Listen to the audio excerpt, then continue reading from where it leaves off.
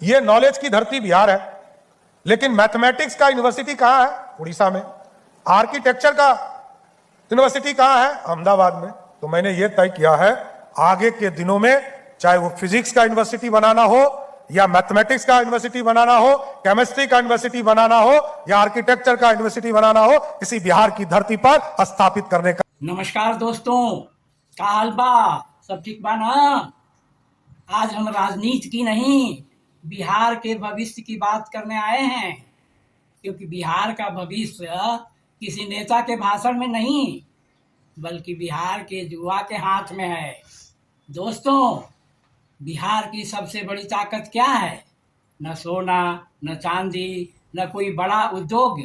बिहार की सबसे बड़ी ताकत है उसका युवा। लेकिन दुख की बात यह है कि आज भी बिहार का लाखों नौजवान पढ़ाई बिहार में करता है, परीक्षा बिहार में देता है, लेकिन नौकरी खोजने के लिए दिल्ली, पुणे, बेंगलुरु, हैदराबाद और सूरत की ट्रेन पकड़ता है। ये सवाल आखिर कब तक भाई? कहने को शिक्षा सबसे बड़ी प्राथमिकता है, लेकिन जरा अपने आसपास देखिए, कहीं शिक्षक की कमी है, कहीं प्रयोगशाला नहीं है, कहीं लाइब्रेरी नहीं है, कहीं समय पर परीक्षा नहीं होती, तो कहीं रिजल्ट आने में महीनों लग जाते हैं। कई बार पेपर लीक की खबरें युवाओं का मनोबल तोड़ देती है। बिहार का नौजवान मेहनत से पीछे नहीं हटता, लेकिन व्यवस्था अगर बार बार उसे धोखा दे तो उसका भरोसा टूटना स्वाभाविक है। चुनाव आते ही नेताओं को जुआ याद आने लगते हैं। मंच से कहा जाता है जुआ देश का भविष्य है, लेकिन चुनाव खत्म होते ही वही भविष्य फिर फाइलों में दब के रह जाता है।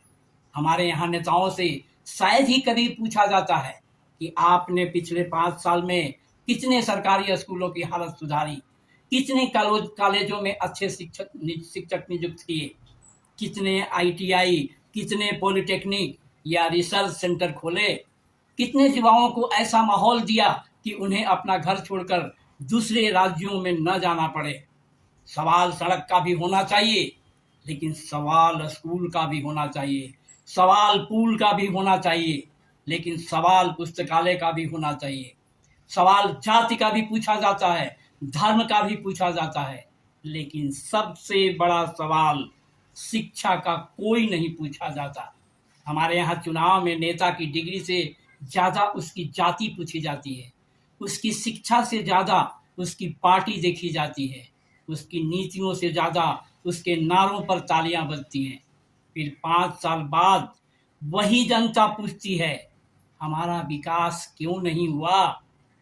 अरे भैया, अगर हम पढ़ाई और योग्यता की जगह केवल नारे और पहचान को महत्व देंगे, केवल जाति और धर्म को महत्व देंगे, तो व्यवस्था भी वैसी ही बनेगी। लोकतंत्र में जनता ही सबसे बड़ी परीक्षक होती है। जिस तरह एक शिक्षक बिना परीक्षा लिए किसी छात्र को पास नहीं करता, उसी तरह जनता को भी बिना सवाल पूछे किसी नेता को पास नहीं करना चाहिए।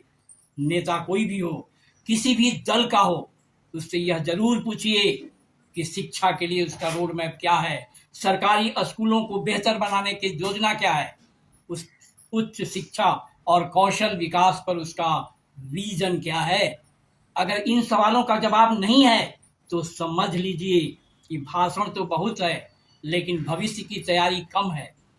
बिहार ने दुनिया को नालंदा दिया था, आर्यभट्ट दिया था, डॉक्टर राजेंद्र प्रसाद जैसा विद्वान राष्ट्रपति दिया था, जेपी जैसा लोकतांत्रिक आंदोलन दिया था। जिस धरती का इतिहास इतना गौरवशाली हो, वहां का युवा अवसर के लिए दर दर भटके, यह किसी भी सरकार के लिए गर्व की बात नहीं हो सकती।